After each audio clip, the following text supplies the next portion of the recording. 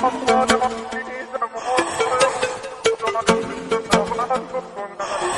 again, surprise boy, Milad Zarei.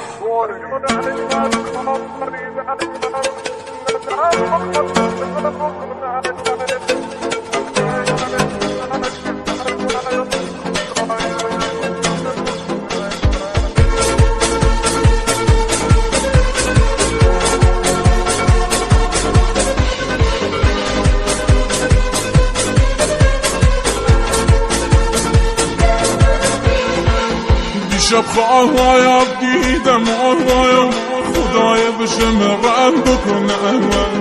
بستم پای چوبه دار آوایم زنان داره گردنم بجور از خواب بریدم ننم خواستنده بکنه دفع خیلی چه مرگ داره خدای لعنت بکنه خدا لعنت بکنه گفتم من نمیدانی من دارم چه میکشم بجور دیگه ای بخدا هر روز دارم زجه میکشم مدتی از زیدگیم خراب کردن وساب مامانه بجور دیگه ای بخدا هر روز میده عذاب مامانه دیگه منایم دوست ندارم بازی سنایم در میارم بچه شاروام ای بخدا داره دیگه یک خونه میباره خدا چرا ای دنیا دیگه وفایم همه نداره عشقش بیارشم چرا دیگه من حل نمیذاره اینطوری میکاری کرده خیلی از من دلش تیاز میتسیم آخرش کاری بده دست خدایم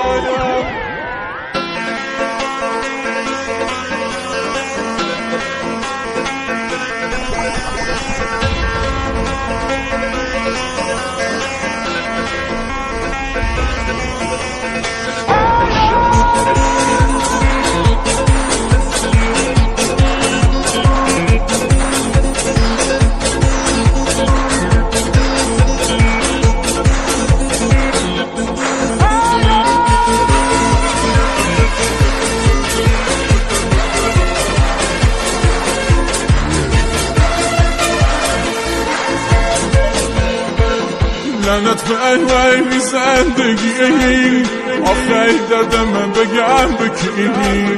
فریبایا میرم دیگه نامردی ده گل کردی ولی این ایوی بدان دیگه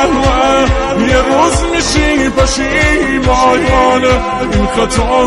اینم نشانه زنگی میزنی به شمانه زنگی میزنی به شمانه میگه شدایم پشیمانه یه دفتیه به بخش مانه مدیه و اخوام نمیشم محل بشده نمیزانم میگه برو ولم بکن خیلی ازایت بیزارم اون وقت میدانی دیگه چه به شما نمیگذشته خود نمیگی کدی دیگه خاطر آمایت گذشته دیگه تو دل کندم دیگه کلایه که ندای دستایم نزا جوانیم فنا بشم برو این جایم آخر شم نمیخوایم بخاطر تو سرم پاوی دار بده حدث ای تو به خدا دلم ایرد و قصه پرم عشق الهی چه جوانی مثل من یاد